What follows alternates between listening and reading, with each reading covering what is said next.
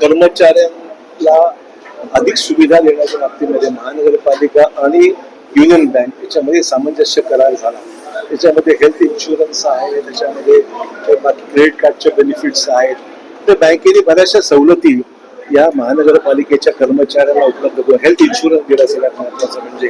तर मला वाटतं की हे सगळ्या सवलती फार महत्वाच्या आहेत. स्पर्धेमधून युनियन बँकेला सर्वोत्तम यासाठी भेटते की त्यांनी सुविधा इतर तुलनेमध्ये चांगल्या दिलेल्या आहेत. त्यामुळे खूप चांगला हा निर्णय आहे. आणि महापौर, उपमहापौर आणि स्टँडिंग कमिटी चेअरमन गट सर्वच आग्रह करतो त्याच्या कल्पकतेतून हा सगळा विषय त्यांनी समोर आणला. आणि मला वाटतं की हल्ली लाईफमध्ये security, job security, life security या दोन्ही गोष्टी महत्वाच्या आहेत. आणि या कराराच्या माध्यमातून लोकांना खूप समाधान लाभेल, कुटुंबांना फार मोठा संरक्षणाची हमी मिळेल आणि आगामी काळामध्ये यातून चांगलं काम त्यांच्यावर अधिक व्हावं ही निश्चित अपेक्षा करायला हरकत नाही.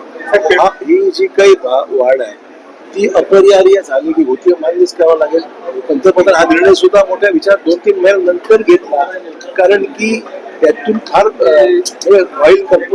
ऑइल कंपनीने स्वतः ती झळ सोसलेली आहे काही महिने. परंतु एका मर्यादेच्या पलीकडे जाणं शक्यच नव्हतं. आणि हे काही देशामधल्या घटनेपुढे घडलेलं नाहीये. जागतिक पातळीवर जे युद्ध चालू आहे सध्या, त्या युद्धाचा परिणाम आपण पाहतोय की आयात होणाऱ्या जीवनावश्यक वस्तू असतील, आयात होणारं पेट्रोल, डिझेल आहे, LPG आहे, या सगळ्या गोष्टी या आपल्याकडे उत्पादन होत नाही, ते परदेशात होतात. त्यामुळे होर्मुझमध्ये झालेली जी काही नाकाबंदी आहे किंवा पेट्रोल डिझेल आयात करण्यामध्ये ज्या तिथे युद्धाची परिस्थिती पण येणं आणणं शक्य होत नाहीये, असे सगळे प्रश्न निर्माण झालेले आहेत. या प्रश्नामुळे आयातीवर फार हे झालेलं अडचण आलेली आहे आणि त्यामुळे किमती सप्लायच कमी झाल्यामुळे स्वाभाविक किमतीवर परिणाम त्याचा होणं हे अपेक्षित होतच. आणि त्यामुळे नाईलाजाने या गोष्टी कराव्या लागल्या. पण आपल्याचा याचा काही संबंध नाहीये. आपण जोपर्यंत सोचू शकत होतो तोपर्यंत आपण केलं. आता आपल्या मर्यादेच्या पलीकडे जाणं असल्यामुळे पर्याय काय होतो म्हणजे मंत्र्यांनी, मुख्यमंत्र्यांनी गाड्या कमी केल्यामुळे पेट्रोल डिझेलचा वापर आम्ही केलं की बाकीचे लोक अनुकरण करतील की ठीक आहे बाबा मी सुद्धा माझ्या गाड्या कमी केल्या पाहिजेत, मी सुद्धा वापर कमी केला पाहिजे, असं एक सांकेतिक आहे. लोक कोणाकडे फॉलो करतात. कोणी सत्ताधारी पक्षाला फॉलो करतं, कोणी विरोधी पक्षाला फॉलो करतं, जसे त्याचे वेगवेगळे उपक्रम आहेत. त्यामुळे किमान फायदा देशाला व्हावा आणि सगळ्यांनीच हातभार मिळून लावला तर मला वाटतं देशामध्ये परकीय चलन बाहेर जाण्यास रोखता येईल आणि आपल्याला फायदा होऊ शकतो असं एक सांकेतिक आहे. आणि त्यामुळे त्याचा फायदा अनुकरण इतरांनी करावं अशी अपेक्षा आहे. प्रश्न बरेचसे मार्गी लागलेले आहेत आणि जे काही इतर उरले असतील, विखे पाडल्या समितीचे अध्यक्ष आहेत उपसमितीचे, ते म्हणजे नक्की लावतो. काही फार विषय तेवढा काही आता अडचणीचा राहिलेला नाहीये. बरेचसे विषय मार्गी लागले. त्यामध्ये जे काही विषय उर्वरित राहिलेले आहेत ते खूप चर्चा झालेली आहे. मात्र राधाकृष्ण विखे पाटील चर्चा करतील ते अडचण नाहीये.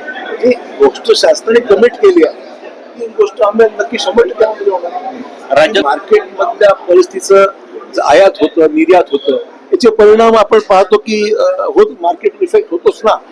शासनाने खरेदी करण्याचा निर्णय घेतला आहे. काल मुख्यमंत्र्यांनी घोषित केलाय की कांदा आम्ही खरेदी करू, 12 रुपयांनी काही पैशात काही कांदा आम्ही खरेदी करू, म्हणजे व्हायला नको. हा दरवर्षीचा प्रश्न नांदेडमध्ये भासवतोय आणि म्हणजे लोकांना त्याचा परिणाम भोगावे लागत आहेत.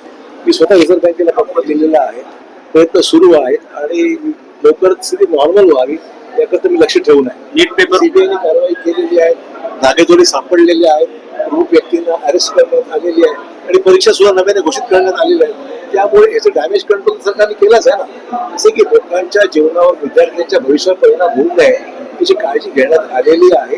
आणि जे घडलंय त्याच्यावर कडक कारवाई सीबीआयने स्वतः कारवाई केलीच असल्यामुळे तो प्रश्न मार्गी लागलेला आता भविष्यात होऊ नये हे महत्वाचं आहे. त्याकरता ऑनलाईन परीक्षा घेतात. ई कारचा आणि भार नियमनाचा विषय कसा काही त्याचं कोरिलेशन नसावं असा माझा अंदाज आहे. कारण ई कारमुळे पेट्रोलची बचत होणार आहे, डिझेलची बचत होणार आहे आणि आयात करण्याचे जे प्रमाण आहे ते कमी होईल काही प्रमाणामध्ये. 100% तर होऊ शकणार नाही, काही प्रमाण होऊ शकतं असं एक तर्क आहे. त्यामुळे ईव्ही वापरणार आपल्या डिसेबल ईव्ही सुद्धा जो 2-3 वर्ष झालेली आहे तो वापर वाढला पाहिजे.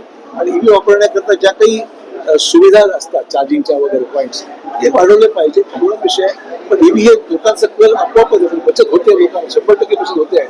ते पण लोक ईव्ही कल आहे लोकांचा.